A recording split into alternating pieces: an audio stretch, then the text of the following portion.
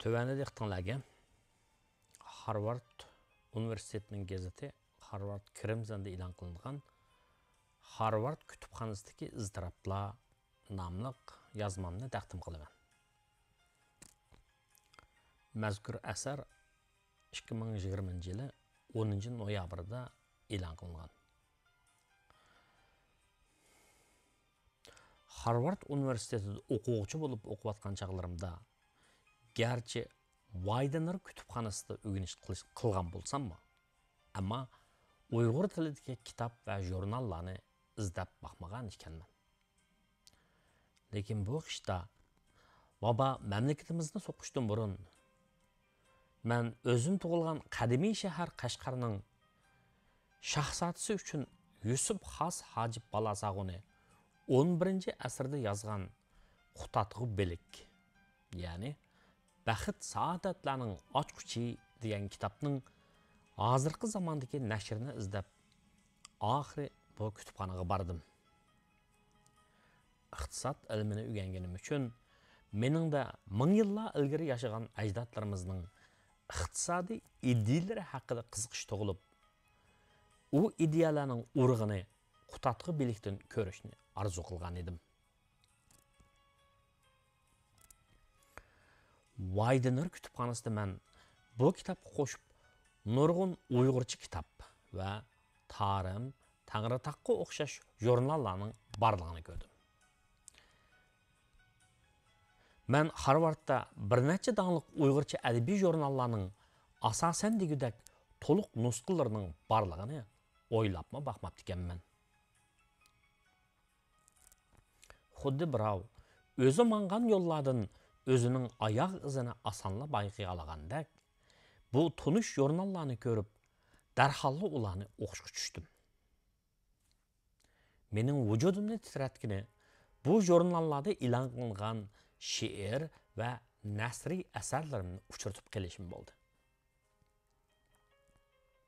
Men 1997 yil kuzda Amerikaga kelishdan burun u jurnallarda bu yozmalarni e'lon qildirgan bo'lib, qachon izlasam shu chog'i topa olayman deb xato o'ylab qolganim uchun bu asarlarimning nusxasini saqlamagan ekanman.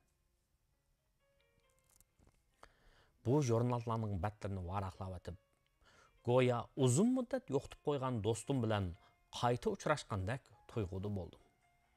Shundaqla Uyg'urlar navbati duch kelayotgan reallik bilan 1980 yilidan 1990 yillarning boshlarigacha bo'lgan oraliqdagi Uyg'ur tili gullanayotgan, meningdek Uyg'ur yoshlari kelgisiga umid bilan baqqan, nisbatan yaxshi bo'lgan o'tmishni silishtirib, ko'nglim chayqilib qoldi. Bugun Xitoyda Uyg'ur tili emas, Uyg'ur xalqining mavjudligi ham kelajagi tahlika ostida.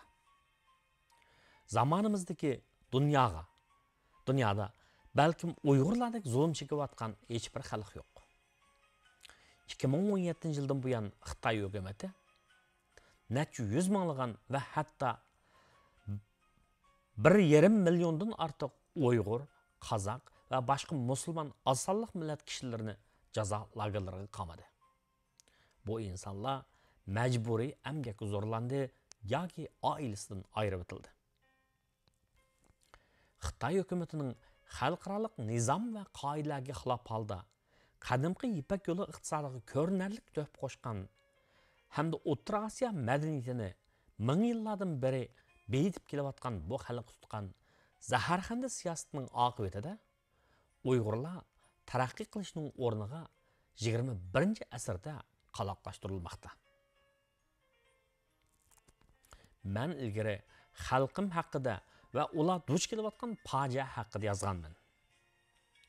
Lekin u yerdagi ahvolda qilchilikmi yaxshilanish bo'lgani yo'q.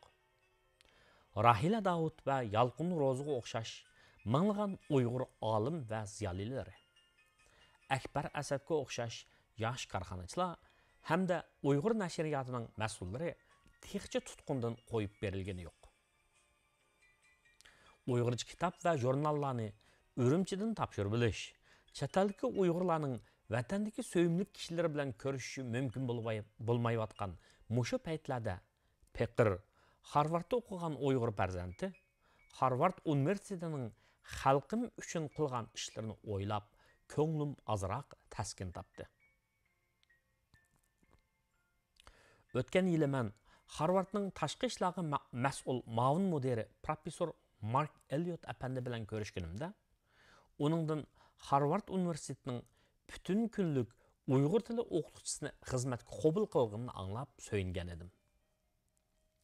Bu yil martda men Harvard kutubxonasidagi mening ayni chog'da yozgan asarlarim e'lon qilingan Uyg'urcha adabiy jurnallarni ko'rib, Harvard universitetidagi bu jurnallarni akaldirgan va shuncha uzun yillardan beri saqlab kelgan kishilarga bo'lgan minnatdorlik hislariga cho'mdim. Bular Harvard kutubxonasida Uyg'urcha jurnallarni saqlamayotdi, balki yana o'zi bo'lib yashash uchun tirkishayotgan bir xalq, bir til va bir madaniyatning saqlanishi uchun to'p qo'shyotdi. Mana mushinchlik bir misqal amaliyot 10 tonna gapdan afzaldir. Uyg'urlarda zimiston ko'rmagan bulbul bahorning qadriga yetmas degan maqol bor. Xalqaroning ayblashlariga qaramay Xitoy hukumatı Uyg'urlarga ko'rsatayotgan zimiston qishini texi oxirlashtirgani yo'q. Hammadan kishini ansirashga salib, teximi nafrat qo'zg'aydigini, Xitoyning bu etnik xalqlarga yurgizgan zulmatlik siyosatlarini oldimizdagi yillarda davomlashtirish tayyorligida bo'layotganligidir. Dünya jamoasi uchun Xitoyga sizlarning taraqqiyot orzuyinglarni tushunamiz, ammo etnik millatlarga qarta o'tkazgan jinoyatinglarni afu qilmaymiz deyish nisbatan oson. Ammo ezilayotgan bir xalq uchun amaliy bo'lgan zarrachilik qo'llashma har qanday dabdabilik quruq so'zlardan har doim ustun turdi.